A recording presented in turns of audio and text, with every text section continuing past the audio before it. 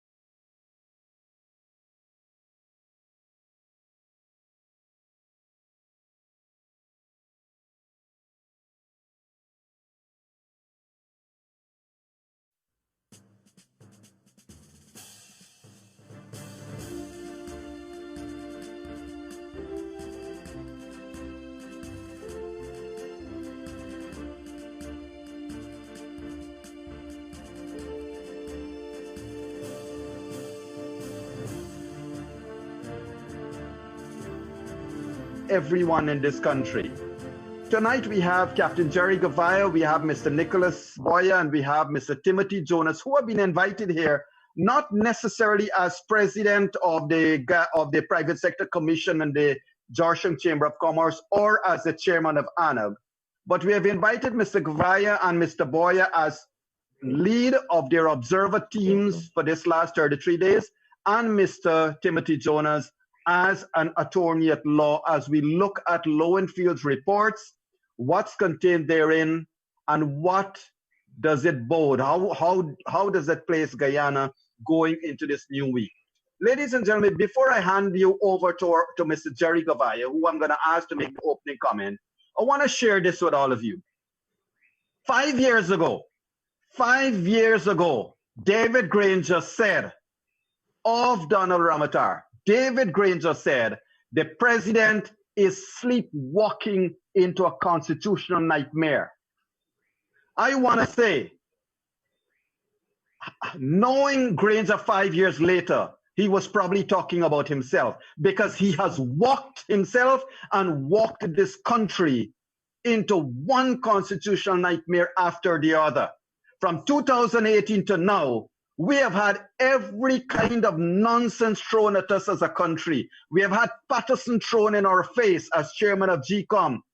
We have had over and over his disagreement with the Chief Justice, the no confidence motion. Patterson came, Patterson employed Lowenfield, Patterson employed Myers, Patterson set up the commission well. And today, this is the result of all of that. Sleepwalking this nation into constitutional nightmare one after the other. Allegations, anomalies, irregularities, you name it. Stabroek News debunked, publicly debunked those death certificates that they were placing on their walls. You go check Stabroek News. Kaieteur News debunked, publicly debunked all those claims about migrants voting.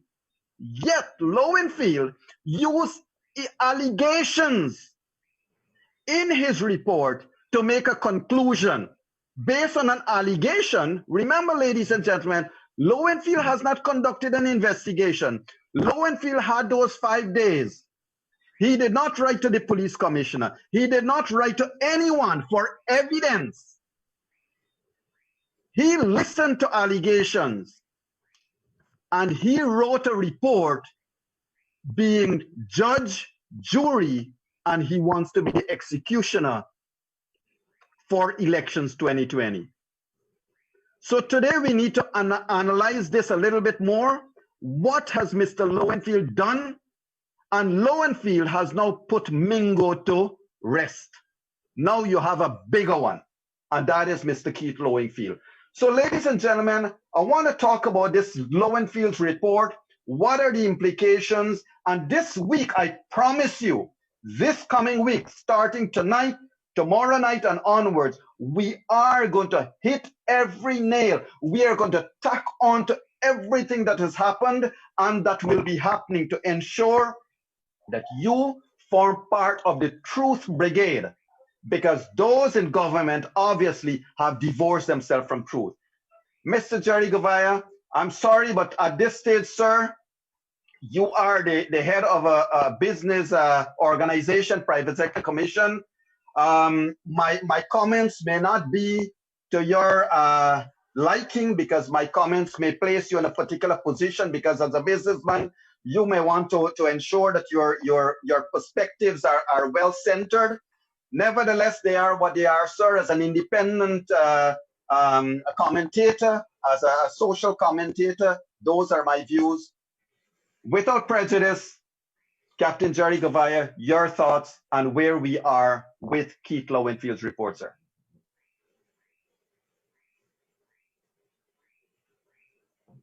Muted. Volume, you're muted. Captain, you're muted. Yes. I would say that Keith Lowenfield report was the most atrocious and ridiculous bunch of lies and untruths I've ever seen.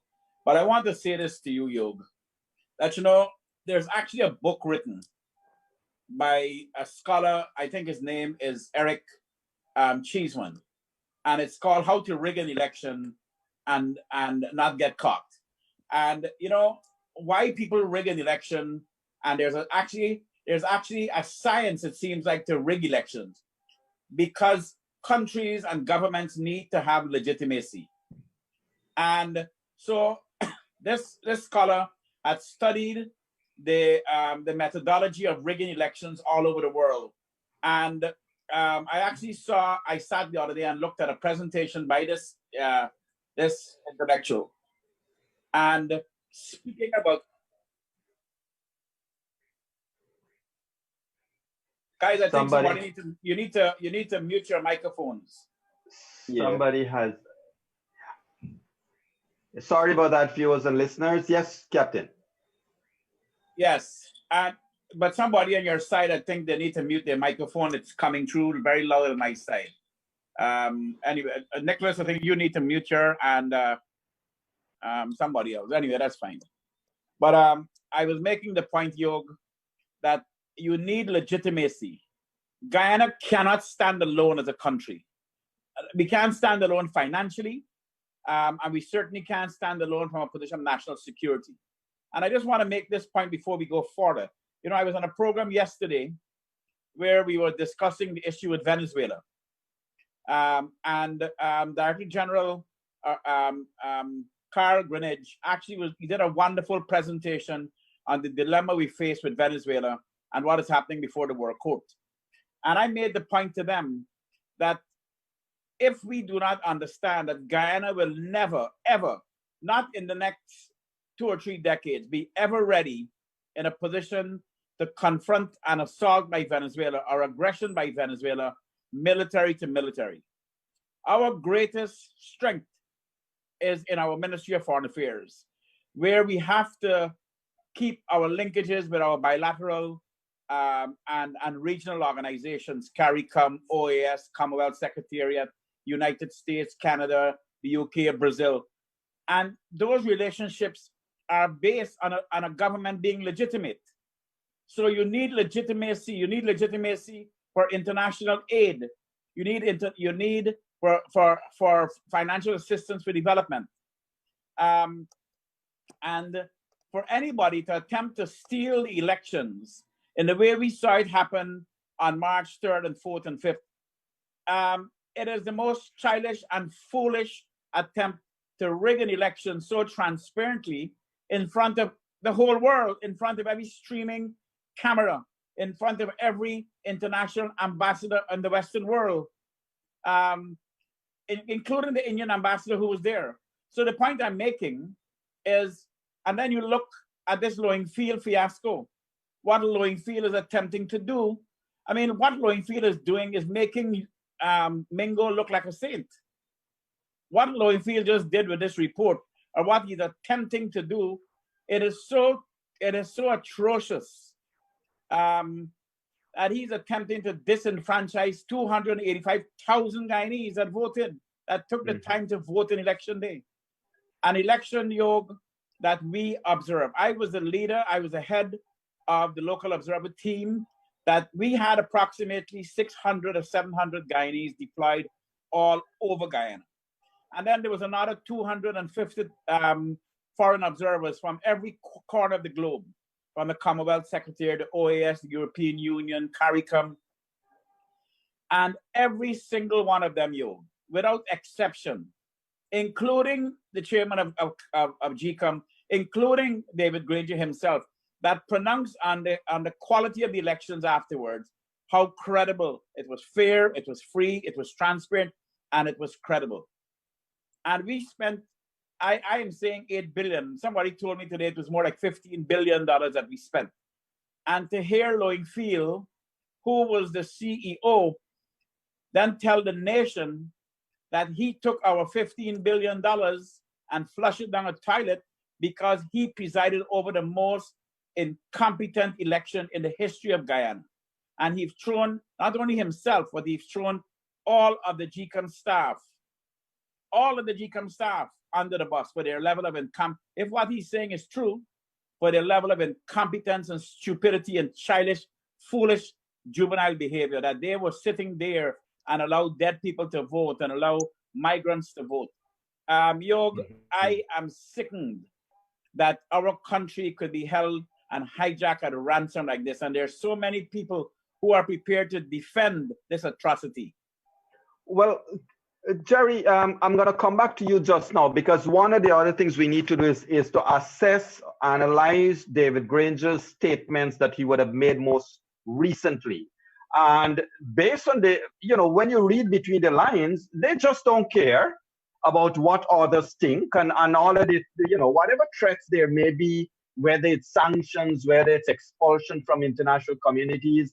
At this stage, at least they're showing that they just don't care. Whether it's a sanctimonious side that is being played up or not, it's something we have to assess. Nick, if the government says you are a businessman, you had a business entity, you have also been observing this recount. If a government said they care not about what anybody else thinks about them, they care not for expulsion, they don't care what goes through your mind, sir? That's, it's a very scary thought, because everything, the modern business environment depends on countries having relationships with each other, right? Just take the financial system. Our ability to trade with other nations depends on a financial system that is interlinked with the US and then to the rest of the world. If you want to send a payment to anybody else outside the borders, Guyana, you're more than likely paying a bank locally here with cash. That bank is transferring that amount, or is crediting and debiting an amount in its corresponding bank in the US. And then that US bank is debiting and crediting a corresponding bank somewhere else in the world. Just starting with there, because you could see how much havoc would have been wreaked on our financial system with AML. Now, when you start to go, in January to March, the amount of interest that was shown from foreign direct investors who want to place capital here, who want to create jobs for all Guyanese of all ethnicities across the country in varying projects, was tremendous. But this Mhm. elections process, I have met with a number of them, and they all were kind of telling me, well, we'll hold off on investing in Guyana. We'll look at it a little bit later. There are other countries competing for capital. So if Mhm. we decide to go the route that we want to go and be isolated, this is something, Captain, a lot of people of a certain age can tell us we've been down this route. I've heard stories about the Elastic 15 and when it was hard to trade with other nations because we had foreign exchange controls in place. Mhm. And you had to get licenses to import almost everything because you were trying to control the amount of foreign exchange that was being used. So we've tried this before and it ended badly. But Nick, here is another challenge to your point there. The government obviously feels they got a lot of oil, and they have this false notion that all of that oil wealth will be available to them. Granger said today or yesterday, whenever he said it, that he is running on what? Not empty, but running low in terms of finances. And nobody there asked him who put us here, who eat up all of the money, all of the reserves, all the gold and foreign reserves that we had in 2015. Who did it, Mr. Granger? So Nick, is it that these people think that you have reserves and you're still gonna get some gold out of the bushes and you get the oil, and so we don't need anybody else? But you see, the thing is, all of that relies on external partners. Thank you. Canada is our biggest trading partner because we export a lot of gold here, raw, to Canada for further processing, right?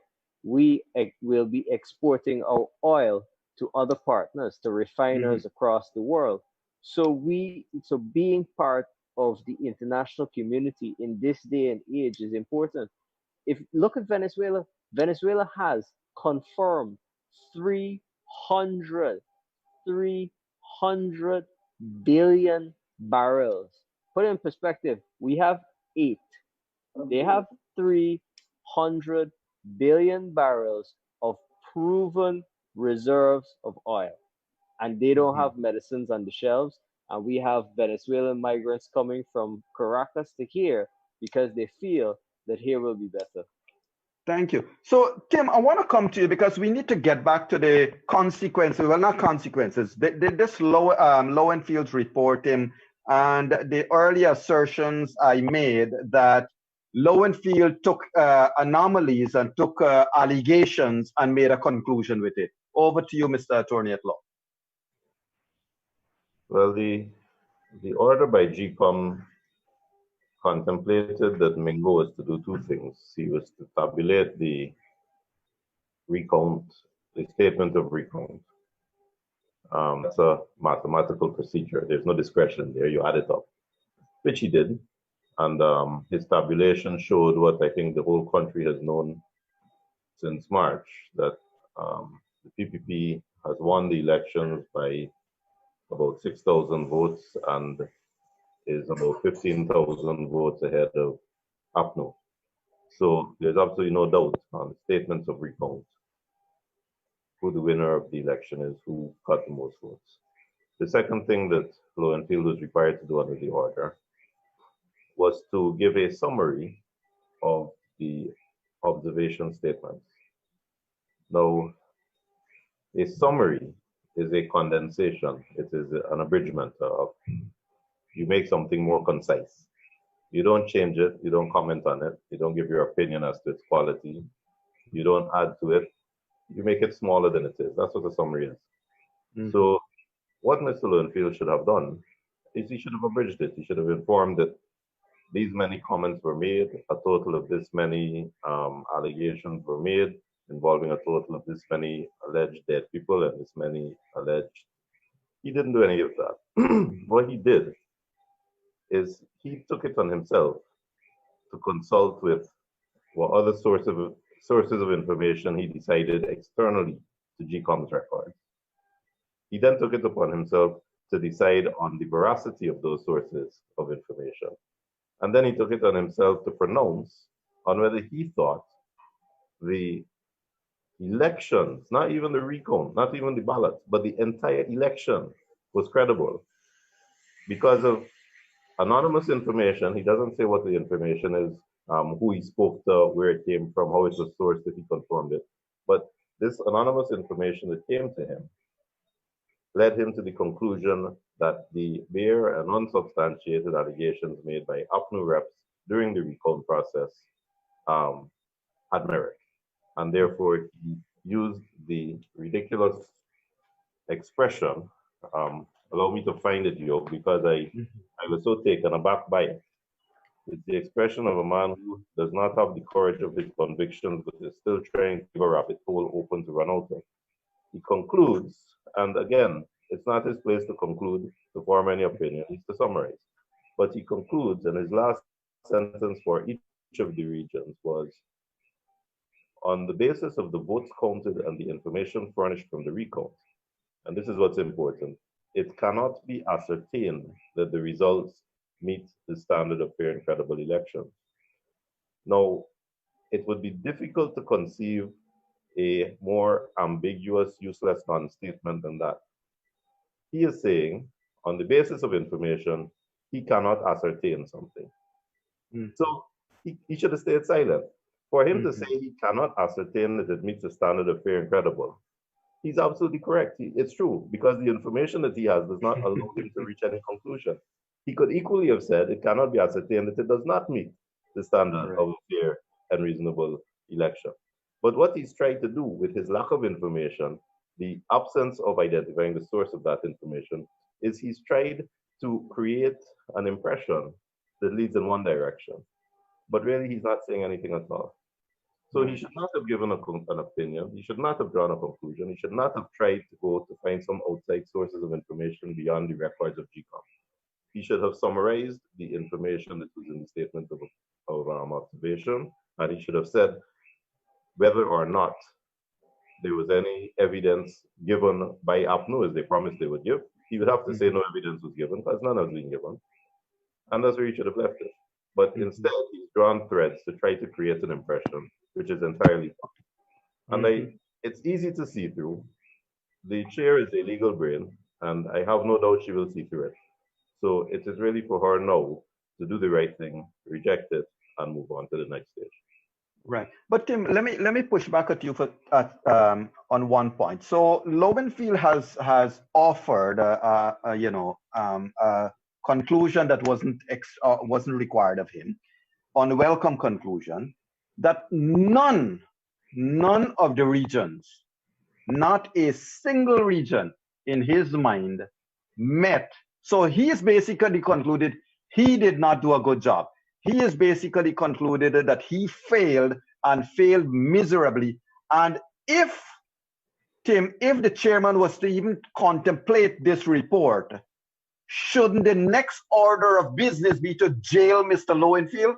Because here is a man who admits to having a $9 billion budget, and this is what he has done with it. Well, Yog, I think you've jumped far there. I don't know that you jail somebody for not doing a good job. If that were the case, we'd have a lot of problems. Well, it's fraud, isn't it? No, well, you didn't say that. You said for not doing a good job. But I think that some conclusions can be drawn from this pretended report that Mr. Lowenfield is trying to put in. He is trying to achieve the impossible. You see, a question we have to ask is, given this new approach by APNU with the complicity of GCOM, that the elections were bad, all the GCOM employees were fraudulent, all the APNU observers were fraudulent, all the PPP observers were fraudulent, everybody was fraudulent. And by being fraudulent, they managed to skim 6 or maybe 7 votes in each of 2,000 places of poll, because that is the story. That is what's trying to be sold. If that is the case, then where do we go from here? They say a new election, but who does the new election? The same GCOM that and when? completely compromised in every single place of poll, each of its several hundred officers. Is it run by Mingle? Is it run by Lowenfield? The same people who supervise and oversaw this entire colossal corruption of a process. Who pays for it? When is it done? Who's the interim government? You see, they're trying to achieve the impossible. It cannot happen.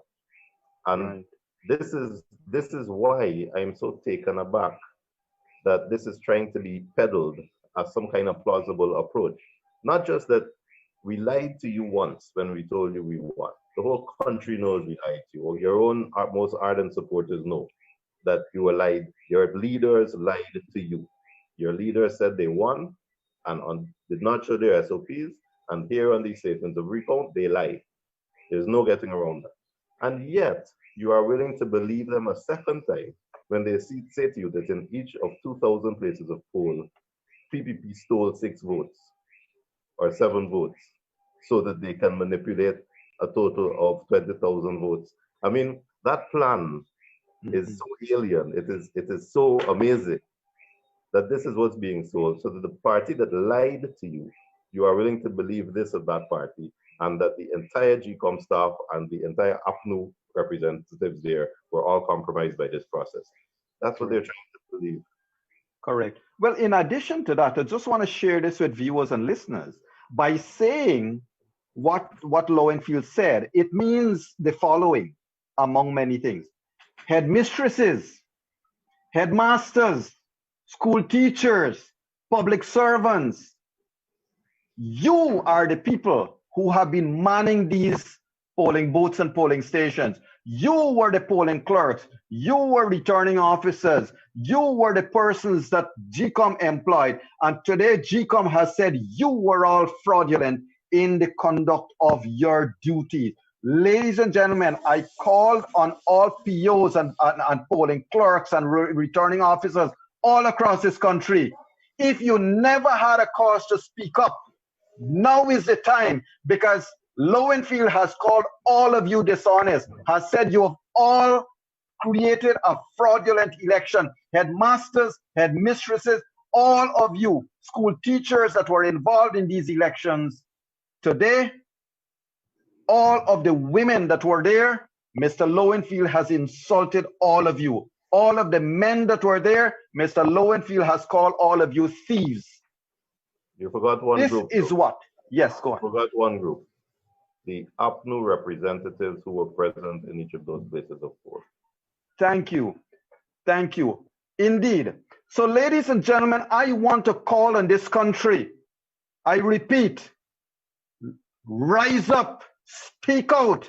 When a list was sent from the police commissioner of police to GCOM, it is citizens that spoke out that showed that that list was a lie.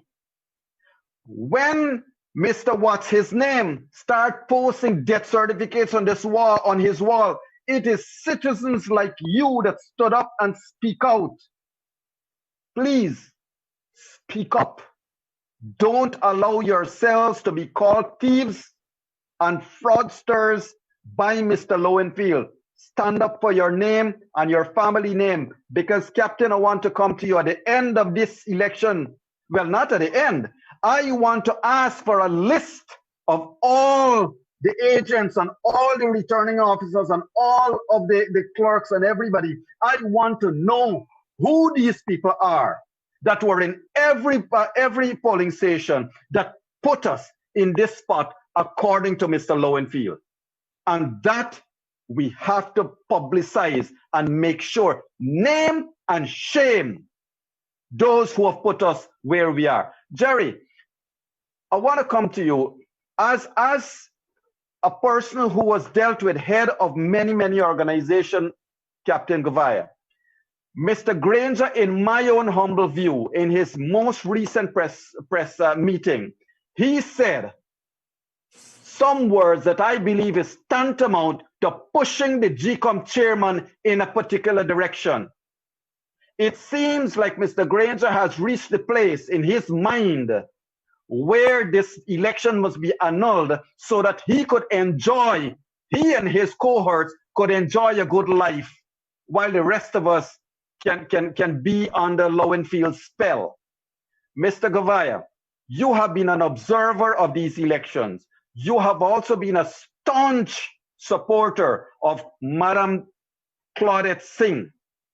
Sir, speak now. Let me hear of your opinion of what the chairman will do in the next 24 to 48 hours. The right thing. She will do the right and legal thing. And what seems to be unfortunate, Yog, is that every person that spoke out on the side of the rule of law, that spoke out on the side of democracy, on the side of what is right, have come in for blistering personal attacks by agents, unfortunately, of the APNU. And very shortly, I imagine that, because I don't see how the CARICOM report could be anything short of a pronouncement on what is legal and right, and I certainly can't see the chairperson of GCOM doing anything else. She's an officer of the court, and she has no other option other than to follow the rule of law. And if what we've seen in the last 2 or 3 weeks happen, then we could see an avalanche of personal attacks also coming on you, on me. I see a lot of attacks on Tim. I could not believe that somehow people said Tim was racial, and so on. But I expect that the chairperson of GCOM will continue to do the right thing. And I want to remind people that Claudette Singh, former Justice Claudette Singh, is an officer of the court, and she very, very early on the 4th of March, she did say she was going to do a recount. And she kept her word. Yog. And when we went into that convention center, the private sector, the local observers went there every day. In all 10 and then all 12 of the stations, we had representatives every day from 7:30 in the morning to 7:30 at night. And it was the most efficient, well-run, transparent. Every ballot that came out of that box went under blue light, that to authenticate that the ballot was for real, and there was no bogus ballots, and there was no box that was open where all these allegations that you had more votes in the box that was on an OLE. That is a lie. Every single box met the criteria of transparency and credibility. All of the boxes, every single one of them. There was no box that had more votes than on the OLE. There was no stuffing in all boxes. And Yog, I want to say that the reason why the chairperson of GCOM will rule correctly is because she, like me, like many other people, like all of the international community, every single person in the international community and all the observers, we all know this, that the Guyana elections, it's impossible for any political party to interfere or tamper with the electoral system. And I want to come to that. It's impossible for any person to vote twice. It's impossible for anybody to vote for somebody else, particularly because of the checks and balances in the polling station.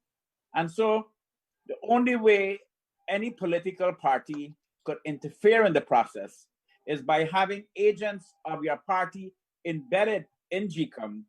And then you also have to now be able to corrupt all of the other party agents. And as far as I know, we had in every station, we had APNU and PPP agents, and then we had agents of the smaller parties, and we had 5 members of GCOM staff. So there is no way that what Lowenfield is contemplating and trying to propose is even remotely close to the truth. So the justice thing will rule on the side of the law. God bless you, Captain, for your faith. But here is what the Guyanese people are seeing, sir. Here is what Guyanese people are seeing. Guyanese people are seeing that it's the same chairman that was there when Mingo was allowed to make the second declaration. Guyanese are seeing that the same chairman is there, knowing that Lowenfield used Mingo's numbers to make a report to the GCOM to the commission. The same chairman has seen and watched watched or not watched Lowenfield in operation for the past 30 odd days. The same chairperson, knowing that 3 of her commissioners are absolutely pro-APNU and 3 is absolutely pro-PPP, knowing the vote is going to be left to her, has been most reluctant to face the press, has been most reluctant to make decisions. That same chairperson, you're asking the nation, and I'm not being negative, but you want us to continue to support and wait for that decision, sir. Let me tell you, and I think you are being a little hard on her because of this. Let me take you back to when Dr. Surge Bali became the chairman of GCOM. He had 3 years or 4 years. He was put in GCOM, and he had 4 years to prepare for the 2006 elections. 4 years.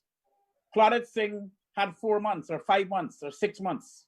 Claudette Singh was inserted into GCOM in the middle of a quagmire, in the middle of a corrupted system, a system that was confused by the presence of Captain, as chairman of private sector commission, you and I didn't agree on many things, but what we do, we come out, we speak to the stakeholders, we share, we discuss, and we educate.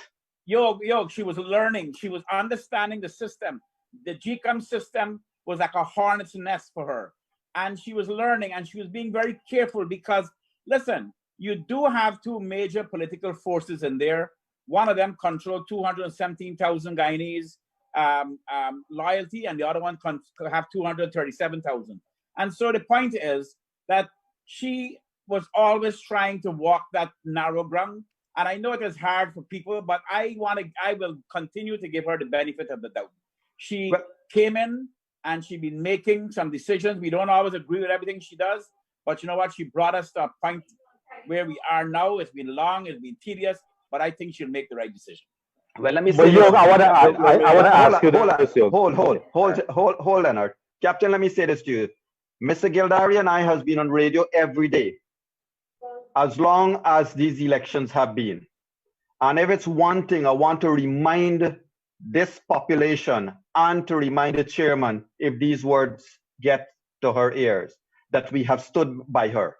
We have stood and we have always said that ultimately the chairman will do the right thing. My only concern, Captain, is at what cost to this nation? Because yesterday, for Mr. Granger, or was it today, to say the things he said, and Tim, I'm going to throw this at you after Leonard Gildarie, because Mr. Granger has basically, in my mind, alluded to a number of things.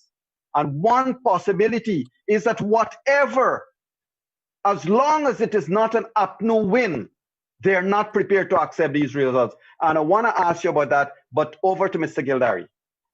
Thank you very much, Zia. I want to just point out 2 things before I ask Tim a question. This was a lady that basically, she was the one that asked for the recount. She went and swore to an affidavit and asked for a recount. So I would like you to talk about that.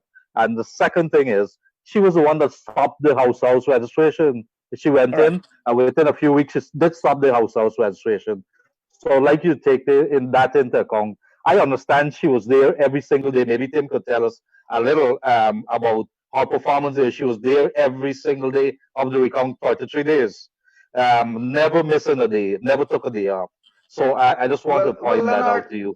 Leonard, my friend, without even asking my panelists, I will strongly disagree with you. That house registration is a partisan thing. It was designed to create all kinds of confusions over these elections, and it is not even worthy to spend airtime on what Mr. Patterson did, because everybody has conveniently forgotten, that is from the APNU AFC side, that we have continuous registration. Look, let me say this. Mr. Joe Harman is a dual citizen. If he has a right to be on our list, then every Guyanese who's living overseas, born Guyanese, has a right to be on the list. So this nonsense of a bloated list is exactly that. Nonsense, smoke, intended to throw in all kinds of colors into these elections. So the chairperson stopped the house-to-house registration. She stopped it. Give her credit for that. Well, And go on, go on. all right. And Tim, I want to ask you this with regards to that Lowenfield report and the issue of advice, the word advice. I want to ask you, what is your take on the word advice that the chairperson must take the chief elections officer's advice in the consideration of that report? Could you explain what your take is on that word advice? I don't think the word advice goes beyond the ambit of the tabulation and the summary.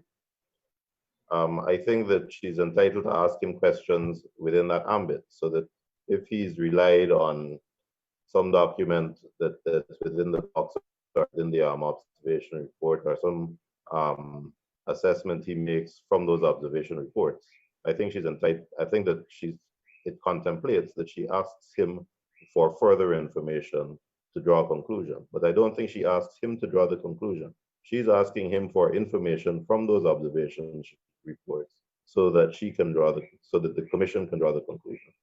Mm-hmm. And I think the word advice goes that way. It doesn't ask him to give an opinion. It asks him for more information as needed so that she is enabled to draw a conclusion. But go on. How did the recount order contemplate?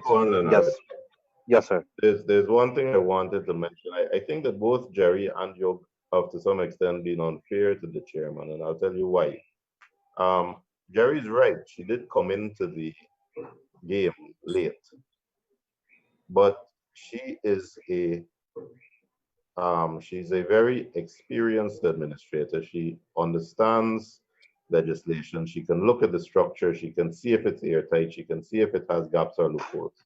And I have no doubt that she was very quickly able to determine for herself what I've concluded, that the system was very good.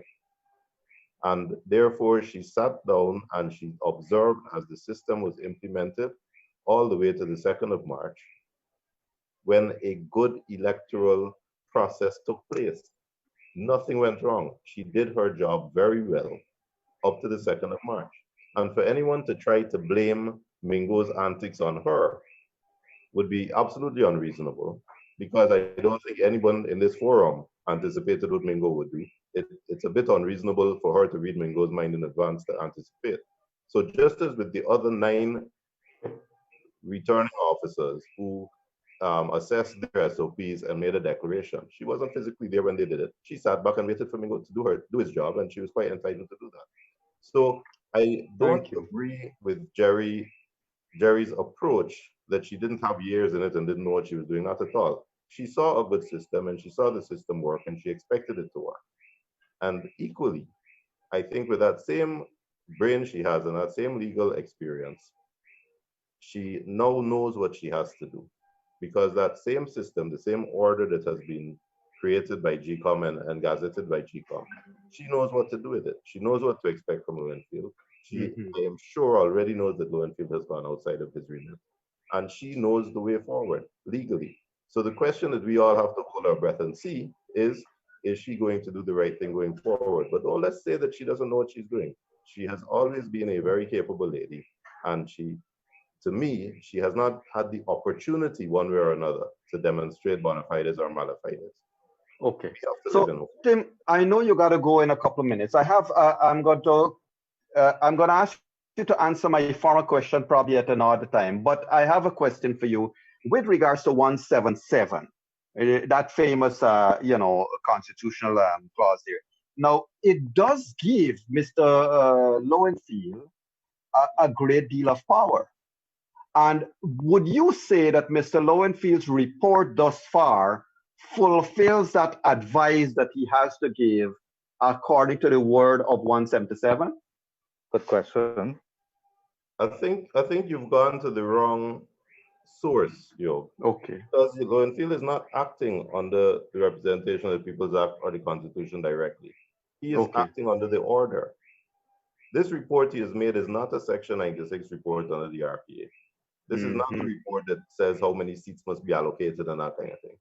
This is a report specifically under the order that is to summarize what the observation sheets have. That is all. So this is not a report under the traditional statutory structure. It is the report that is contemplated as a completely separate document under the order because of the mess we're in. That order came about because of the mess we put us. So I think it's a mistake to try to tie his first report, his second report, when the commissioners receive his summary of the observation sheets, as they have now done, and they meet, and assuming they decide to go ahead with the recount, at this stage, they come back under the umbrella of the statute and say to him, give us a report under Section 96 using the recount numbers, which will tell us who to declare for and how many seats. And that is when you go back under the umbrella of the traditional statutory procedure. Thank you. Well, Tim, I know you have to go, and you know, I'm sorry that we're losing you so early. I'm very sorry about that, and to spring it on you. It was a pleasure. Yeah. And I hope to hear more from you. We certainly look forward. You got to make this up to us on another night soon, sir. But have a good night, and our regards to your family. Bye-bye. Thank you very much, sir. You too. So, ladies and gentlemen, I want to come back to Mr. Goveia and Mr. Gerry Boyer. Gentlemen, Captain, I hear you. And like you, I mean, the last time you were in room 592, we virtually held hands and did prayers for the good health of the chairman. So certainly, a lot of Guyanese are praying for her good health and wants the right thing to happen. Captain, a message, a question from one of our viewers. And the question was directed to both you and I. In 2015, Yog Mahadeo started a petition gathering thousands of names to call on Donald Ramotar to concede. What have you done now, Yog? Well, here is what I've done. We started room 592, and we are agitating and calling every day. Question to Captain Gerry Gouveia. Mr. Gouveia, in 2015, you went and you led a delegation to meet Donald Ramotar for him to concede and step out. What have you done? Have you led such a delegation to David Granger? First of all, we don't have access to David Granger. And in 2015, the delegation was led by the chairman of the Private Sector Commission at the time, Ramesh Prasad, who was a very, very, very articulate young man. And he did walk into President Ramotar's office with a delegation which I was part of. And he did say to President Ramotar that, sir, we're asking you to concede the elections. And if we didn't wait for an answer, we left his office. And Donald Ramotar did the decent and the right thing. He and his government accepted the GCOM declaration that they've lost, and they left office. And we expect no less from the David Granger administration. They have lost the election. The numbers have shown that very, very clearly. This was a recount. And what is unfortunate about this, Yog, is that the same SOPs that the PPP had, and the PPP published, the same SOPs that matched blow by blow all the SORs, is the same SOPs that the APNU had. And the fact that APNU would have had those SOPs from about the 3rd of March, and they would have done the same addition that was done in March by the PPP, they would have done the same addition we did now for the recount. And the fact that APNU hid their SOPs and refused to make it public and refused to acknowledge what those figures, maths do not lie. Mathematics is an exact science. And the fact that they hid what they knew as a fact for all this time and drag us through and spend $500 million in this recount when they knew what the results were since in March. Mr. Goveia, I must say, sir, I am surprised and shocked at you that today, 1 year after NCM, you are saying math is an exact science. You threw him a curveball there, Yog. But Captain, I have another question for you, and it's twofold. And Nick, feel free to step in too. So question from one of our viewers, and viewers and listeners, please know that our lines will be open for you to call in your questions. We may not be able to answer them all, but we can certainly investigate and come back to you with an answer tomorrow. But our lines will be open in a matter of minutes. Captain, question. the house to house, the court was the body that effectively stopped the house to house registration when it said you cannot remove persons from the list. So it was not the chairman. Your comment on that. And two was the point that Madam Claudette Singh had an option to redeem herself by releasing the SOPs, which she chose not to do. She did not, because when she agreed on the recount, the recount was going. I know that the SOPs, if she had released the SOPs, then it was going, and it would have probably made things easier. But the fact that she agreed, and President and David Granger and Barrett Jagdeo agree on the recount, I think that is where she wanted to be. She wanted to concentrate her efforts. The fact that here today we are where we have all the SORs. The SORs are matching all the SOPs. I would say we need to move forward on that issue, but certainly the fact that APNU have not released their SOPs, it casts a very dark shadow on them, because it demonstrated a level of divorce from the truth. But I want to come back to something that you were talking about, this issue with the lists. This issue with this bloated list. And I heard David Granger today talk about this bloated list as some kind of a component of a concern for our elections. In 2008, Yog, what we did in 2008 as a country, that we scrapped the old manual NRR. And we went to house registration in 2008. And we did a completely new registration using fingerprints, the biometrics of your fingerprint. And we did a complete new house-to-house registration. And then immediately after that, we started the continuous cycles of registration, where we were registering 14-year-olds in their schools. And the minute they become 18, and we bought this new software. I think the whole thing cost about $600,000 US. And we bought this new software that the minute you become 18, you're kicked over to the voters and so on. So we developed a world-class secure NRR in 2008. And it was updated. It was a very dynamic list that was being updated every time you had a continuous cycles of registration. So there are about 1.5, 1.6 million Guyanese living in the world today. 750 living here, another 750 living all over the world. Those people over the last 10 years have been coming home on holidays. They've been registering. A lot of the pilots and loggers and miners and Amerindians who are moving all the time finally had an opportunity to register. So there was absolutely no problem with the voters list, with the entire NR, and more particularly because of the security of that voters list. You could never have one person appearing twice in the list, because fingerprints don't lie. A face may look familiar, but the fingerprints don't lie.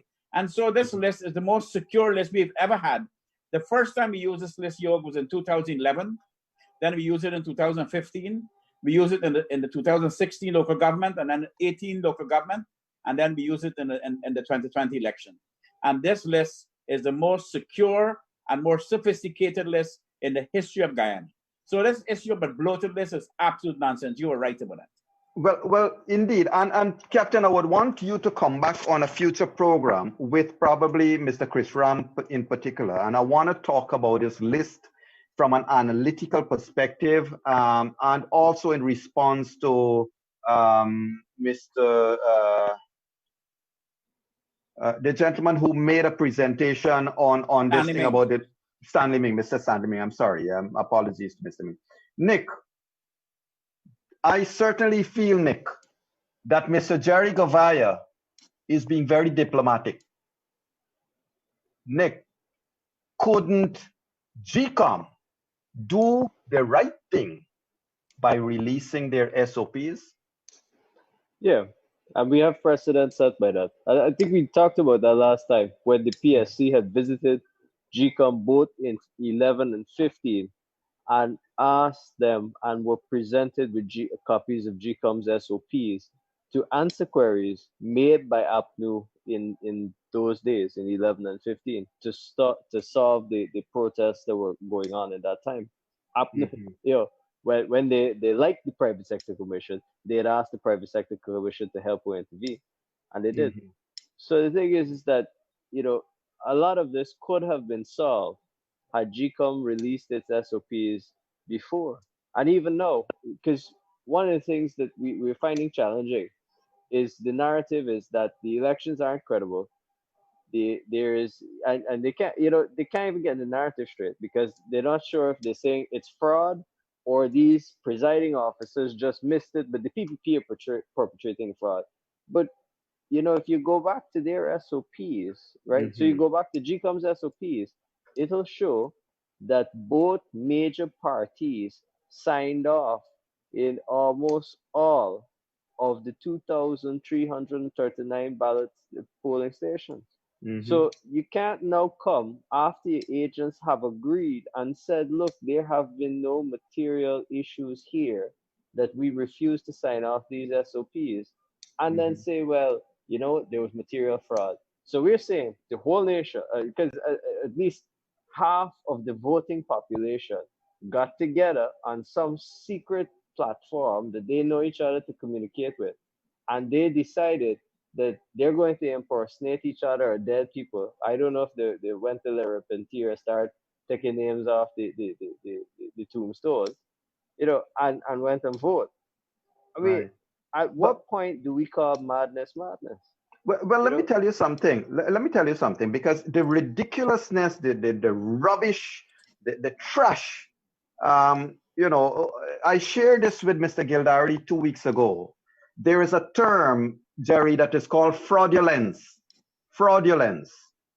The action or quality of cheating, lying, or deceiving someone. We have had 5 years of fraudulence. They have been so smooth at it. So now, when the Kool-Aid is being shared out, it's easy for people to drink. And I want to share, I know that this is being harsh, but sometimes that's what truth is. Truth is sometimes being harsh. Here is what? Here is a Kool-Aid. Samuel Legge says, Gerry, you're being foolish. People die and people migrate. So don't we need to have the list updated? Sir, if you didn't listen, don't comment. Because the list is a live list. It is consistently and constantly updated. That's why it's named by the term we use to describe our list, that it's updated consistently, it's updated constantly. So you need to get your facts right. Now, fraudulence. SOPs were not released by GCOM. But here is how the plot even thickens. Granger single-handedly appointed Patterson. This election, Gerry, the die was cast years ago. Granger said to the Chief Justice, you have your views, I have mine, and I will appoint Patterson. Patterson appointed Keith Lowenfield. Patterson appointed Myers. So for them to now say PPP or somebody else did something to GCOM, it's absolutely, I was going to say gerrymandering, but I don't want to go to that. I'm sorry, Captain. You call my name again here. It's absolutely ridiculous. Look, the truth is, those who are interested in assessing, analyzing, and seeing what's happening, you could go back to a couple of years and start connecting the dots. And I'm going to put a political thing to you now, my co-host, Mr. Leonard Gildarie. Oh my. Mr. Gildarie, So go on.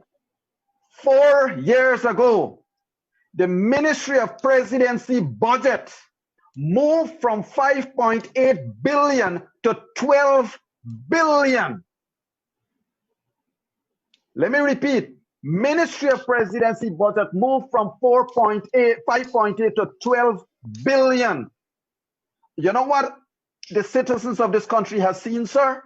Green fence, green walls, green this, green that. I don't know how much the fence cost, but I certainly hope that the Auditor General can release the report of what a fence is. So, Leonard, when this government changes, should they spend money to repaint those walls and fences? It's going to be red now. I don't think the Guyana people is going to tolerate that. But let me ask you a question. There is, and this is the three gentlemen there, and I come back to Claudette Singh. do you believe that she's in a very good place at the moment? Because regardless what she says tomorrow or Tuesday, she is going to be hated by one side or liked by the other side. Um, do you believe that there's going to be a long line of people lining up to become chairman after this? I No, would love Hopefully, the see, answer. Gildarie, let me just say this to you. The people, when she make the right decision, the whole world is going to be on her side. The United States, Canada, the UK, the European Union, the Commonwealth, the OAS, CARICOM, the Carter Center, the entire local observer teams.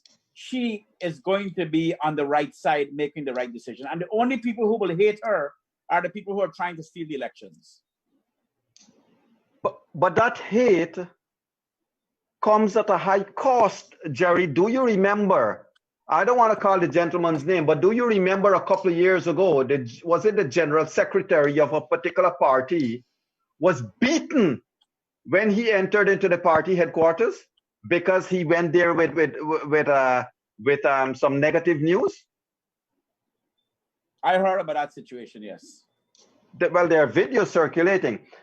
Leonard, to come back to your question, though, I would want to say that any professional that believed that they could run a company, run an entity, and manage, and it is true, we have been harsh on Claudette saying one can only imagine the pressure that good lady is in. And like Captain, I think the rest of us, we echo that we certainly wish the chairman well, and we know she's going to do the right thing, even though part of our minds are saying, well, we knew or we thought we knew Lowenfield was going to do the right thing.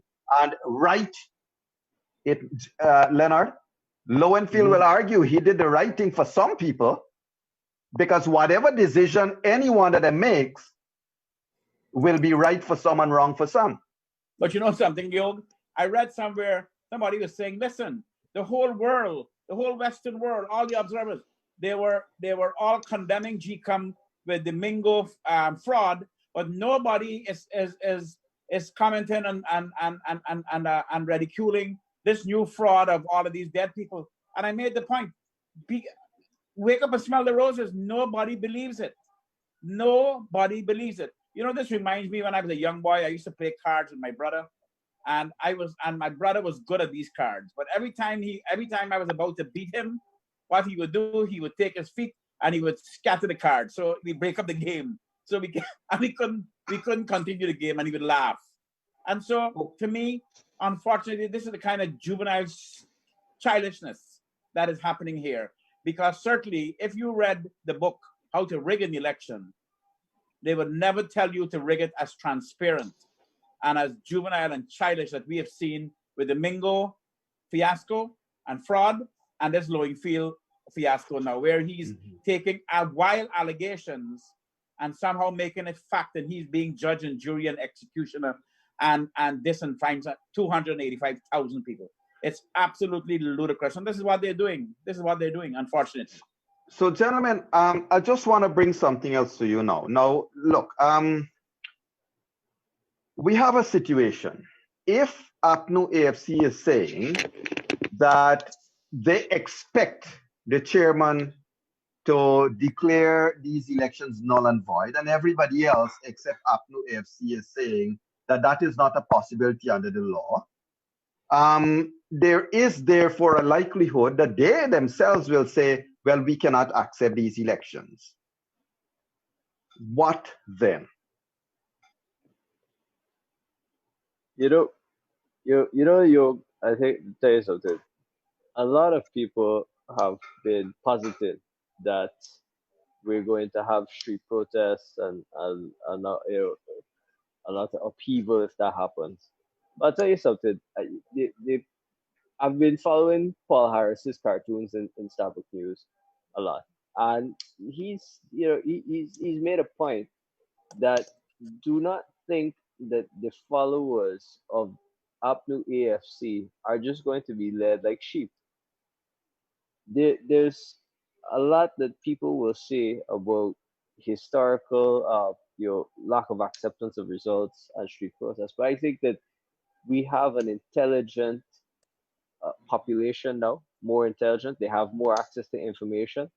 And I think that while they may be silent in terms of seeing what their leaders are doing is wrong, but I don't think that they feel that they want to upturn society and to destroy the country.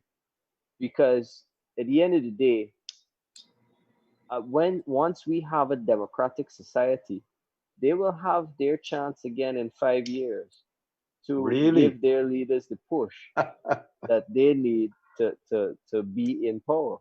Hmm. That's the thing that we're fighting for here. We're not fighting for a party.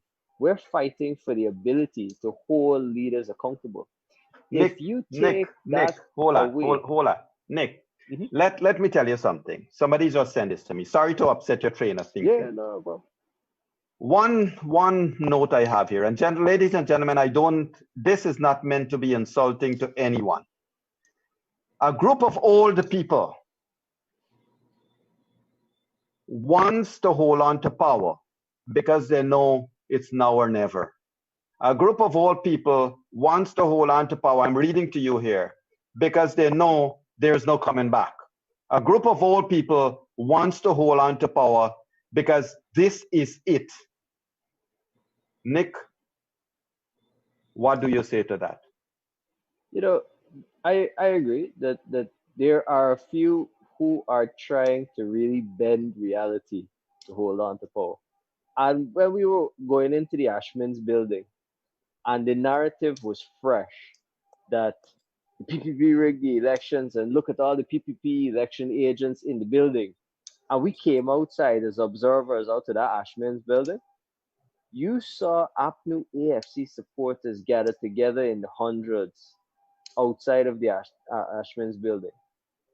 Outside of the recount center, when it was more clear that they had not won, you saw maybe three, four, five maximum. APNU never released their SOPs for a reason, and their actual supporters were kept in the dark about what the real truth of the outcome of the election was. The recount has now dispelled that.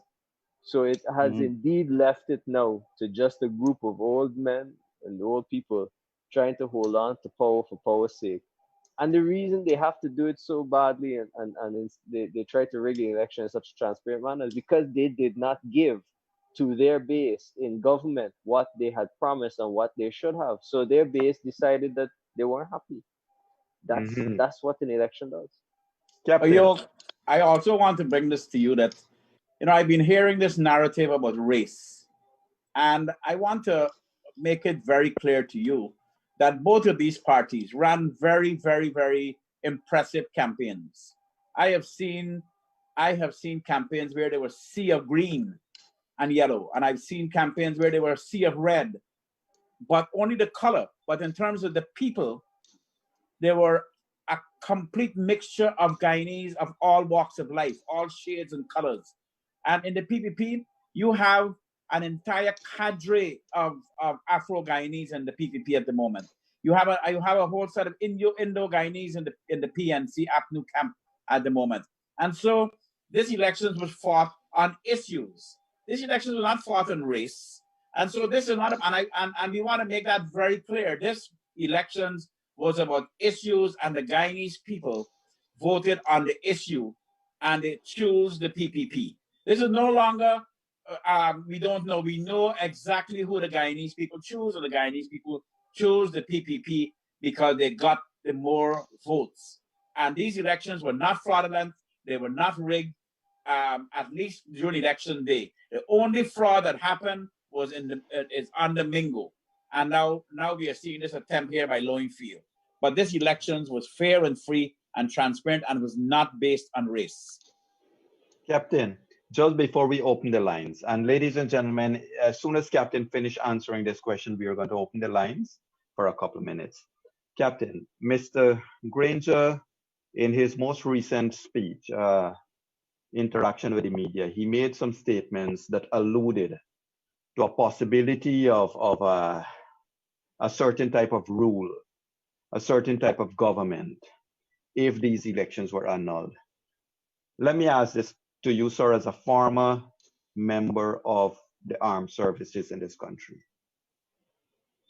Knowing that the APNO AFC government has in its direct employment a lot of former army personnel, is this a disguised call to persons within the army and to persons within the employment of the government? Well, I don't remember Guyana declaring a state of emergency in my lifetime. I don't remember.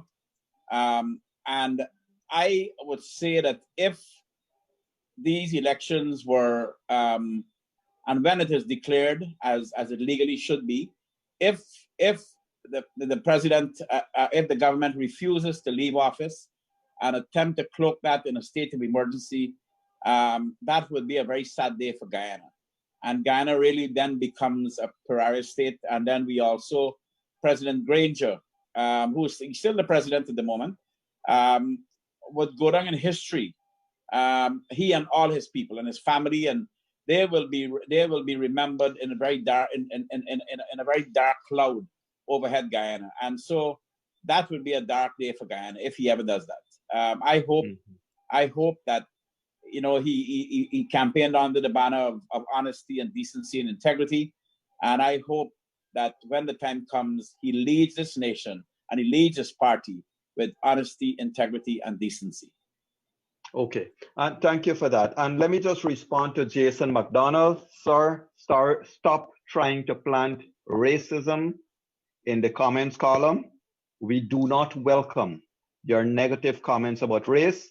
In fact, Mr. Jason McDonald, please assess, for example, a new and united party, TCI, TNM, PPPC. Please assess these parties for their racial mix and racial balance. And if you don't like what we are saying, you don't have to listen, sir.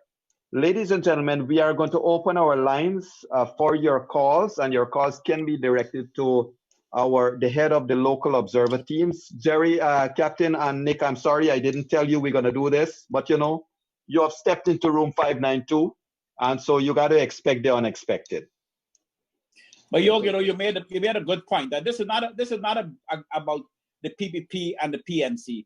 This is about the PNC, APNO, and everybody else, including all those small parties. They are really a mixture of all our races. They're a reflection of Guyana.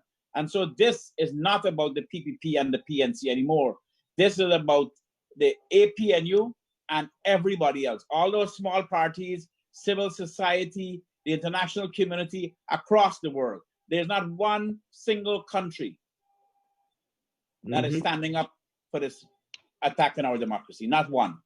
Gerry, meanwhile we're receiving these calls, another question to you and Nick.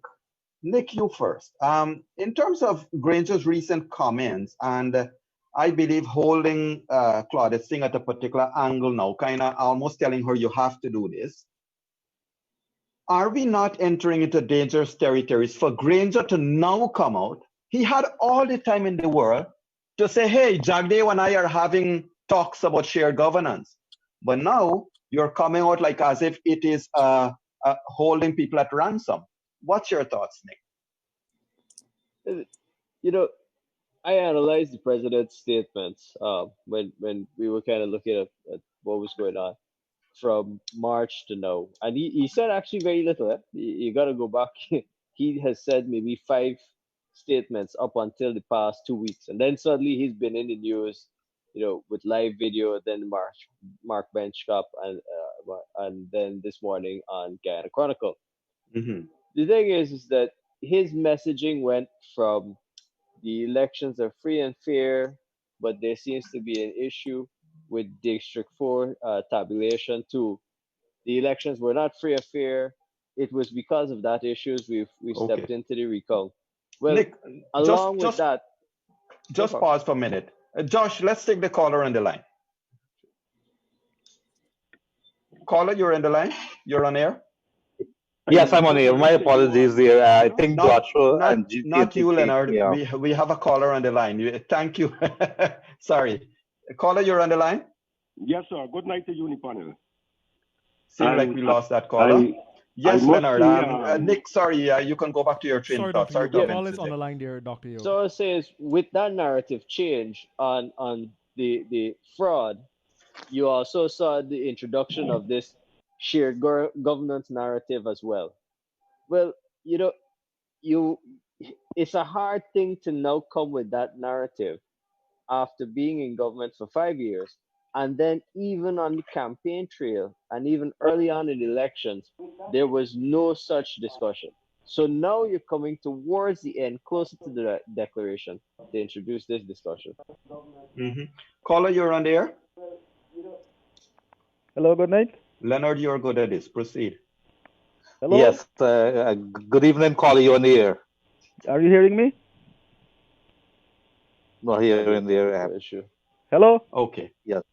All right. But I want to ask you, is Gerry and Nick still in the air? I want to ask Yes. them what are the plans of the private sector to let's assume this situation goes south, or let's assume that the GCOM decided that it's not going to accept the result, the recount results, but rather go in a different direction. What are the plans by the private sector to handle that situation or not handle it? Those are uncharted waters.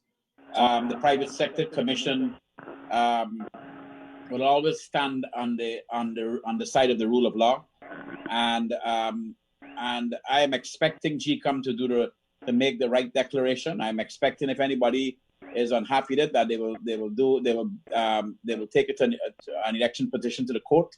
I cannot imagine the unthinkable, which is that we are not going to accept the results of the most credible and transparent elections we've had in a long time. So it's hard for me to contemplate that. And Okay. the Private Sector Commission have not discussed that possibility of such an uncharted waters. So it seemed like we had the caller on the line, but we in the room, the panel could not hear the caller. Joshua, can you do your magic and let us hear the caller? Still can't hear. Hello? Hello? Hi. Good evening, Yes, gentlemen. sir. This is another caller. The Yes, caller sir. that you had before got lost, and I dialed in and got in. So my interest is this. Mr. Gerry Gouveia, I am an independent councillor. I have no party preference. I listened to you the other night, and I come to assume that you're a man, as far as which party has your criteria, that's who you back. And so I am the same. That's why I identify with you. You know me well too. You know my whole family. I'm what you call Young Mac, from the teacher that you know as Old Mac. Yeah. I guess you know the hint, right? Anyway, so this is my issue. Now, Mr. Granger has been constantly saying that there's a four-pronged procedure to the decision, to the final declaration, which is the final number 4. And so we're at number 3, where Mr. Lowenfield has given his summation of the elections. And one of the things about his summation is that APNU has more votes than the PPP. Last night, I kind of agree with Mr. Yog Mahadeo when he used the quote, "They have all the ducks in line." We all know what that means. Now, using that phrase and the count that Mr. Lowenfield gave out to the chairman and now the chairwoman, and now her job is to announce that count.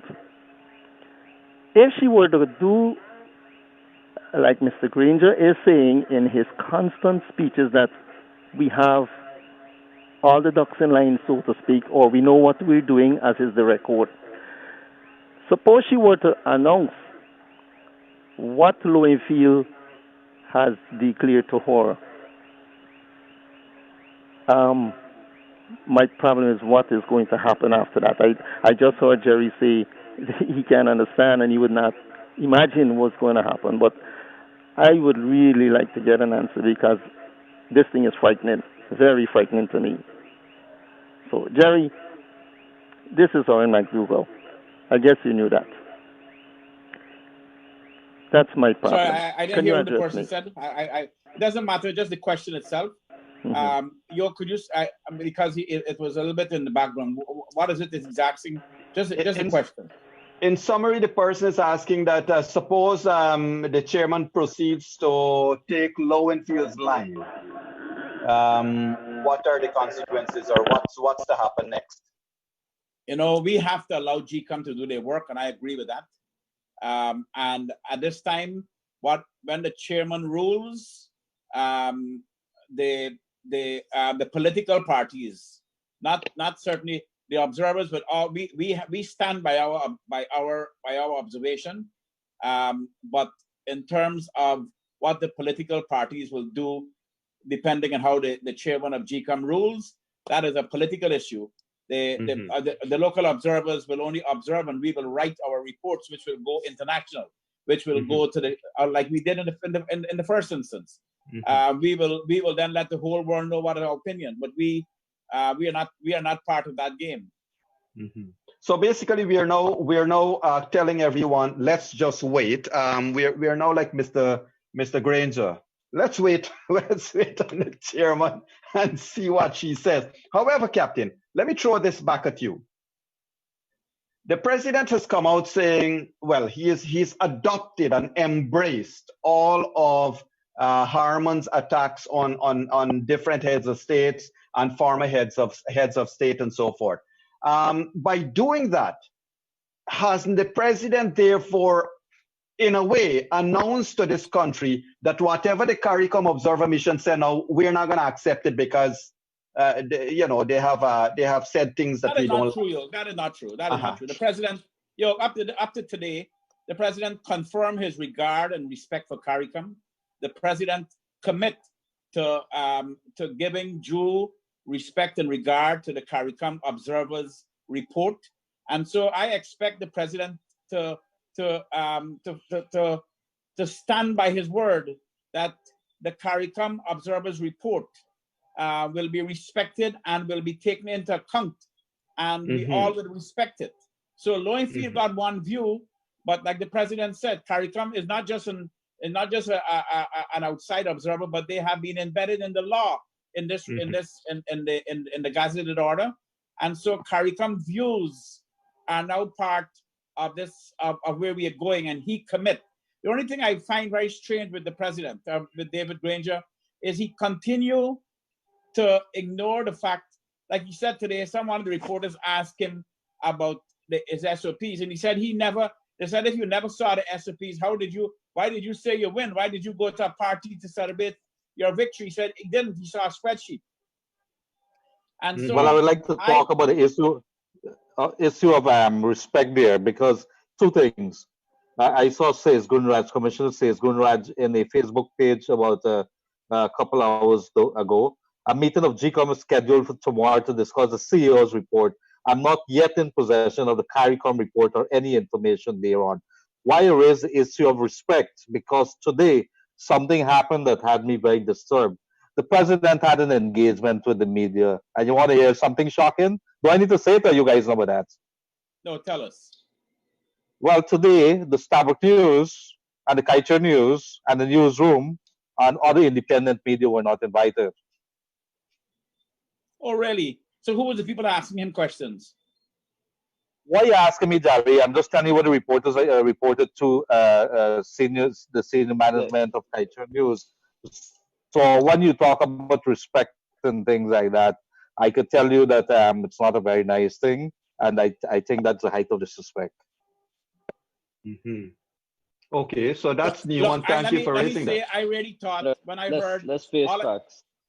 I saw the interview and I did not know. I really thought that the president had invited our mainstream media, and I heard questions coming from the floor. What Larry just said was shocking. But let me tell you something more shocking. You want to hear this? And as we're talking, because these are the things when we talk about the mature society, we're talking about the oil, billions of barrels of oil out there. We're talking about moving this country into another thing. We having people like yourself and Nick Boyer and Yog Mahadeo, myself, never radio, but I'm forced to go into radio right now. But guess what, Gerry? At this point in time, when we talk about moving this country to another country, and you're not even inviting the newspapers who are independent, Starbuck News and Kaieteur News, the biggest newspaper in Guyana, and you're not inviting them. We have invited the Yog Mahadeo and myself over and over. We pick up the phone every single day and call the coalition for them to come. Why? So Leonard, I'm sorry. we have a call on the line. Caller, go ahead. Okay, we lost it. So Leonard, to your point, I don't know if Gerry wants, but let me just say this quickly. Mr. Abel, I'm glad to see you online, sir. I wish to announce to the country an invitation. Repeat what I asked you 2 weeks ago. Come in room 592 and let's talk. Don't let Abel say to our knows that the radio is there. Do not stay on the front. So Mr. Abel, don't do that. Nonsense. Come here and do that. Come to room 592 and talk, and let's have an open discussion. And bring your SOPs when you come. Try come to the radio and let us talk in a mature manner. Do not do that. Correct. And bring your SOPs when you come too. So yes, Leonard, I'm surprised. I mean, you it is very upsetting, Yog. It's very, very upsetting. When we talk about respect, I have a lot of regards for the president. Go ahead. I believe that he wanted to do the right thing. Go ahead with the call. Hello? Yes, you on the air, sir. Go ahead. You on the air, sir. Go ahead. Okay. I think we would have lost that one. Yeah. Josh, you would need to look at the volumes, because if the viewers and listeners are hearing but we are not, then we wouldn't know. So yes, Leonard, it is upsetting. But you know, Gerry, isn't it a creature, or isn't it a habit of the various governments when the media gets on like this? I remember Guyana called the media some very uncomfortable words during his tenure. And now Granger has not even acknowledged the existence of the independent media. The media is exceptionally important for our country and for the world, and we must respect the media, and we must allow the media to do their work. And anyone that is obstructing or restricting the media, you know, Yog, I remember when I went to the convention center and in the first day, and I saw where they had the media, I was so appalled. I was furious that we could disrespect our media corps the way we did outside. That we locked them outside the gate and put them in a tent in the grass. I mean, it was just completely disrespectful. I have to agree with Gildarie. And I've never seen him so agitated like I seen him a moment ago. So no, because you know why, Captain, when you have young reporters come in there, you tell them this is one of the best career to follow. And they come back and ask you, you know, we're saying this thing here. Did you receive any invitation in your email today? And I went and checked the email and I can't find anything. And I don't know, and I'm seeing it. So we have invited the president officially to come on the program. Well, there's a long list of other people who are ahead of or who are in the line with you. And then you go 2 times and go to Mark Ben's Cup. I mean, you see that. And then the reporters come to you, young reporters in the media now, and you tell them this is one of the best things that you could ever do with your life. And then you have to explain to them. Go ahead, caller, you're on here. Hello, go ahead, caller, you're on here. Hello? Yes, good evening. Good night, good night. Good night, sir, you're on here. Go ahead. Are you hearing me? Yes, we're hearing you. Yes, I want to say good night to Mr. Yog. Hello? Yes, we hear you. Go ahead, sir. Make a point. Yes. Good night to all of you. Good night. I don't really have a question to ask, but something that is really, really very clear, and I can't understand why the APNO AFC government can't see this. For example, at the end of March the 2nd, 2020, the president, along with all the observers, they compliment GCOM for such a transparent, free, and fair election. When the count started and all 9 regions were counted and all the SOPs were handed in, they did not came up with any idea to say that, well, dead people vote. They did not came up with any idea to say that migrated people vote. Absolutely nothing. At one point in time, they were preparing to celebrate and to swear in Mr. Granger with no indication and information putting out to the public that says, hey, listen, this election is not free and fair because dead people vote and migrated people vote. Even at the point where they were counting in the Ashman building and the forced interruption stood out there, they still did not mention anything about dead people and migrated people voted. They were holding on the spreadsheet that Mingo declared and says that that is the true numbers of the counting. Surprisingly, as time passed and they recognized that they are losing, they started now to come up with all manner of excuses. Now, one of the shameful things of these people, they are at the highest level of leadership in this country.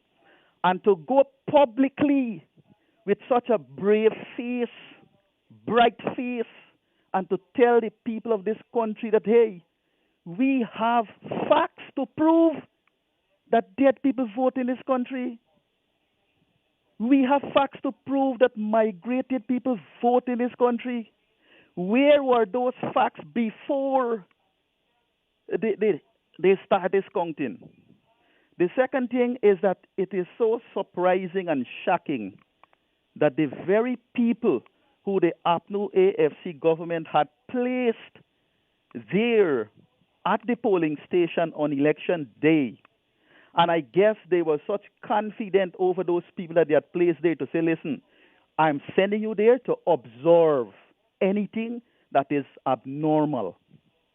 And I show that those who are sitting there with that proudness to say, I am defending my party here. Lo and behold, at this point, they threw all their people under the bus. Isn't this such great disregard for their own people? But I want to say something in closing. These people did not only fail the nation, the people of Guyana, they failed their representative also on GCOM Day, saying that, listen, you were there, you didn't saw dead people went in there and vote. Mr. Yog and others, I want to say clearly, these people are shameless. They are very shameless. And why I can say this is that because when they were toppled by the no confidence motion, they were so shameless to go till to the highest level of judiciary for them to say, okay, that yes, 33 is indeed majority of 32. And any small child can say, well, listen, I know that. You don't have to go to the CCJ to tell you that. Now they are embarrassing themselves again in this situation. I am trusting that the chair stand up for what is right. It is so disbelieving that such a person, when she was sitting in the court, she was firm in making decision under the law. Surprising now, she is faced with decision making, and she behaves as if she is not trained or she doesn't know what to do. Thank you, and I trust that other viewers and people of the nation heard what I said. Thank you so much. Thank you, caller. And yes, everyone did hear your comments, and we thank you for those comments. And I just want to quickly make this additional comment. Ladies and gentlemen, I've noticed that a few pictures are circulating. Somebody has sent it to me. I don't know the origin, but if you're sharing pictures that involve children, get a life. Don't share something involving children. Now, ladies and gentlemen, I just want to additionally comment as follows. And let me make this very, very clear. Mr. Abel and others. Fraud has been alleged. Irregularities have been alleged. There has been no evidence that has been put forward by you or your camp, Abel, or by anyone. We have seen that a list that came supposedly from the Commissioner of Police has been rubbished by public media. And maybe this is why the media was not invited. We have seen all your death certificates has been rubbished by another independent media house. So to call an allegation as evidence means not only we have a problem with mathematics in this country, we also have a problem with English in this country. Ladies and gentlemen, we have to allow ourselves, as Oren Gordon said two weeks ago on this show, use our brains. We are logical people. This is not Jonestown time where we are being fed any kinds of things. Let us use our brains. We can all think. Finally, I'm going to say this. Mr. Granger, everybody's forgetting that Granger is the head of his list. He cannot say that he has not seen the SOPs. He is the head of his list. He is the presidential candidate. And the presidential candidate in any normal country, in any normal human and humane party, would have all the information at his fingertips. So that is absolutely unacceptable if he is to say that he also fell for that thing of spreadsheet to bedsheet, because it means something is really wrong with this picture if Mr. Granger is going to say he only saw a spreadsheet. You're the head of your list, man. Take control of your party. I'm sorry, Leonard. Yes. Sorry, I have a call in the line. Yes. Good evening, caller. Good evening, you're on the air. Hi, good night to everyone. Good night, sir. In relation with all the that has transpired over the period, Could you speak up a little, caller? Could you speak up a little? You getting me clear? Yes. Good. Yes. With all that has transpired over the period, I was part of the election team as a worker. I have been working with elections since 2006. And forgive your country, your service is one of the best somebody can do. And for the Mr. Lowenfield to say at this stage all that was being said about the staff and all the agents and so on, it's very heart-rendering. Because if anybody know the logistics in having a ballot box move from the location at the place of poll, coming out of the mighty Essequibo River in 11 o'clock minutes to midnight, they would see the darkness of that river. And he or she, whether we have staff coming out there, it is life risking, because you don't know what you're going there, but it is not the love of money, it is a love for your country. And at this Yog Mahadeo and ourselves.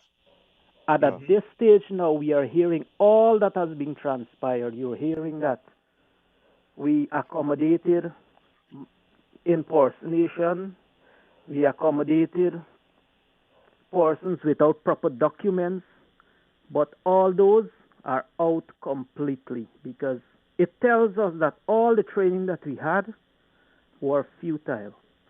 All the integrity as a staff and the oath that we took, it was just a waste of time, but it is not so.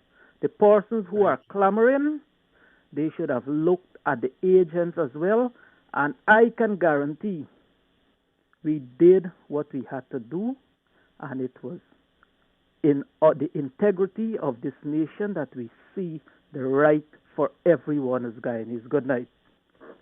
Good night, and thank you, sir. Thank you for your call. Thank you very much. Captain Nick, any comments?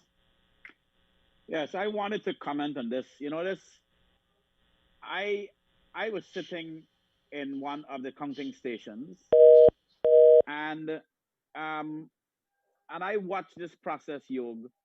It was so clean and transparent, well organized, structured, and they as they open the Right. ballot box and they check the ballots and they check with the blue light to make sure the ballots were had the security features.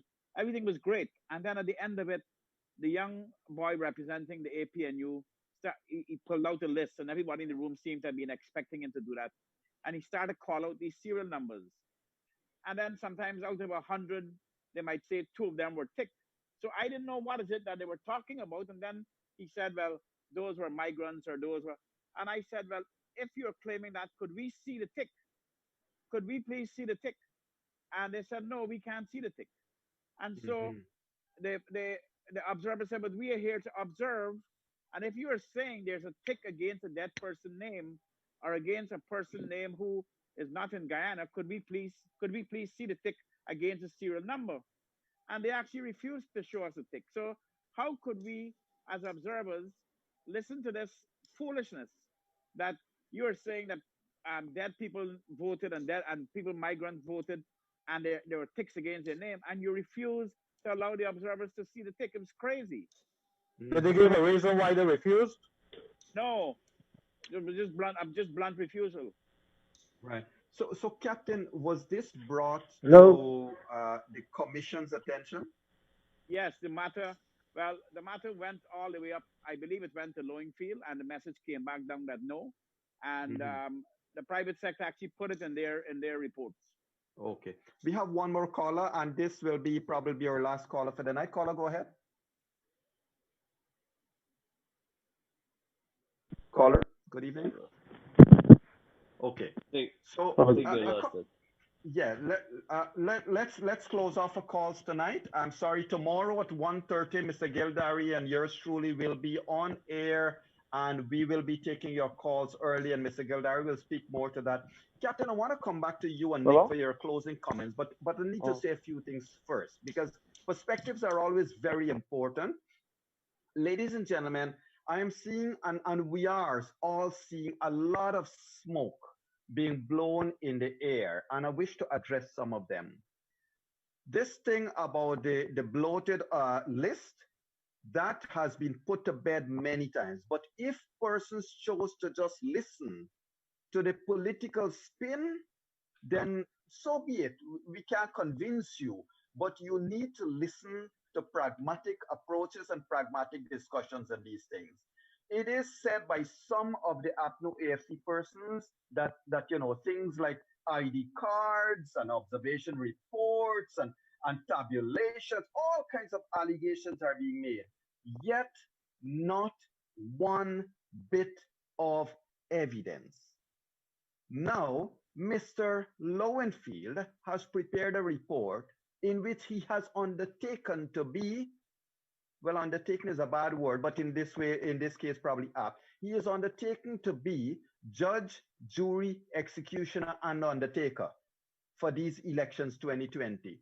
Ladies and gentlemen, I wish to remind you all, by Mr. Lowenfield writing what he did, he has called all of you, polling agents, polling clerks, returning officers, deputy officers, all of you who manned your polling stations. Mr. Lowenfield has said you have all allowed fraud to be committed, and you are headmasters and teachers and public servants.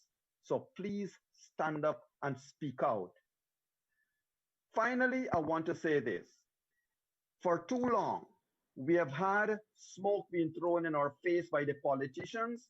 I want to appeal to everyone in this country, regardless of who forms the next government, never again must we allow some of these liars and perpetrators of billion-dollar fraud to be allowed to fool us the way they have done.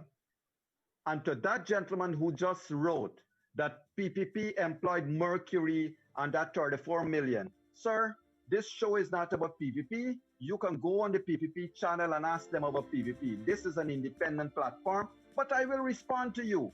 It is your party, APNU AFC, that spent $90 million to hire JJ and B LLC.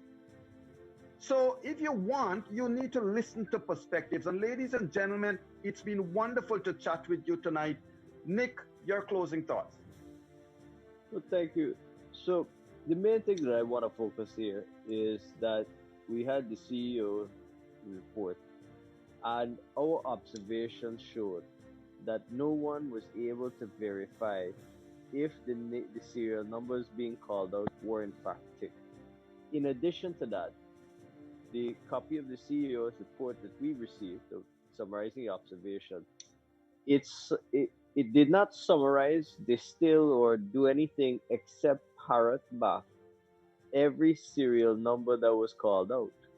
So in Mr. Lowenfield's observations, for instance, let's say ballot box XXY, he's saying if APNU called out 82 names, he's listing those 82 names as being called out and marked off. That's not so. What we found were they would come with 82 names, let's say, for a box, and usually it would be 2, maybe 3 that were marked. And again, we have not been able to observe. No party agent, in fact, was able to observe whether those that marked list of electors was indeed those names were marked.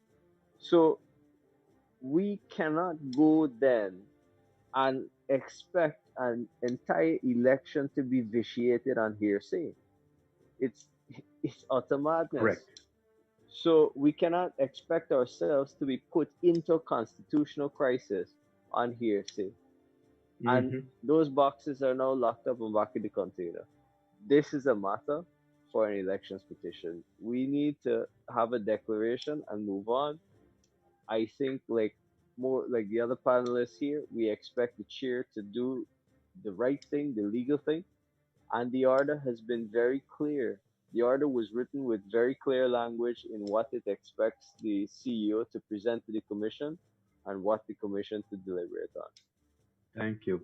Nick, thank you. Just before I ask Captain Gerry Gouveia to make his closing comments, let me share with you, ladies and gentlemen, certainly GCOM is meeting tomorrow. We have late breaking news that the Observer report, the CARICOM Observer team has completed their report, and it's a matter of time before they release that report, and I'm sure that report will go as for the order to the commission. So a lot of things we know will happen tomorrow. And Captain, I'm going to give you the last word. Therefore, it means I'm going to ask my co-host to kindly tell us what to expect tomorrow at the 1:30 Elections Watch. Well, Leonard. Absolutely, Yog. Thank you very much, Yog. And so tomorrow, 1:30, we're going to be straight with you with the Elections COVID-19 Watch. We're going to be telling you about updates about GCOM's consideration of that report from Kate Lowenfield. We're going to have a couple of analysts on that program. We're going to be opening the lines as usual for persons to call and give their opinion. So it's going to be very hot tomorrow, but it's also a very critical day in the whole scheme of things. When GCOM, I think we're expecting them to close the deliberations, and maybe it could happen tomorrow, Yog. I'm hearing that a declaration could be made as early as tomorrow. So we'll have to keep our fingers crossed and get ready. But tomorrow is going to be a critical day in the whole scheme of things. So Indeed. Get ready. And tomorrow night, room 592. So we're going to be with you the entire day tomorrow to bring you those updates. Thank you. Thank you, Leonard. And indeed, ladies and gentlemen, tomorrow will be probably one of the most important days in Guyana's history. And so stay tuned to Kaieteur Radio. We are going to be with you from 1:30 tomorrow until 4. And then room 592, the doors will be open again 7:30 tomorrow evening. I want to remind you all that Guyana's future does not necessarily rest in the hands of Claudette Singh. It rests in your hands and my hands.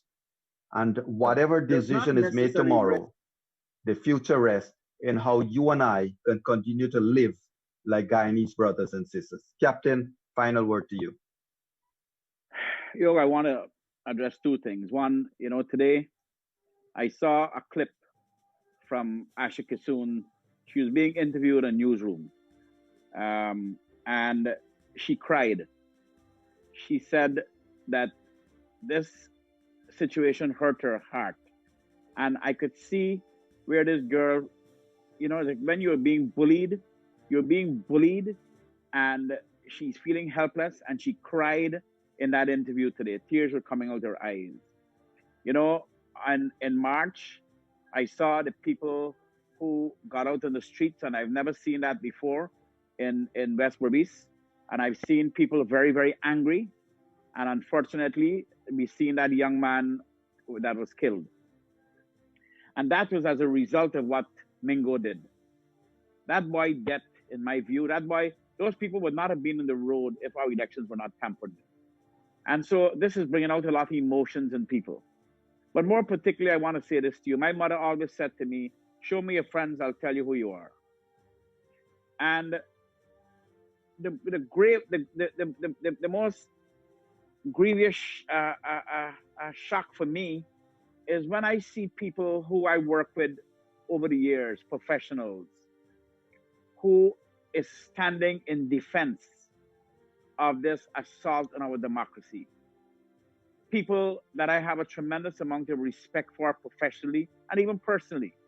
When I see this attack going on our democracy, and these people are standing with the anti-democratic forces and lying and perpetuating the lie and supporting the lie, I wondered how we really have to dig deep to work together after this, because it's really atrocious. They know that we know that they're lying.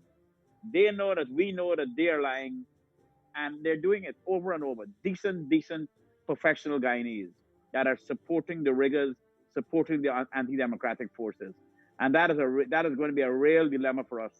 How do we move forward afterwards? And that's why we need white people to help us. Mm-hmm. Thank you.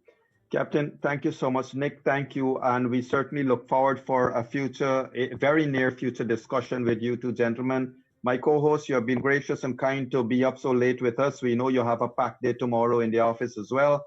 And Josh, thank you. Kaieteur Radio technical team, thank you all so much. Ladies and gentlemen, thank you for coming in, joining us in room 592 tonight. We certainly hope that it has been informative, because here it's the no spin zone. Here we unleash the truth. Ladies and gentlemen, have a good night. And please remember, say a prayer for this beautiful country of ours. God bless Guyana. God bless you all. Goodbye now.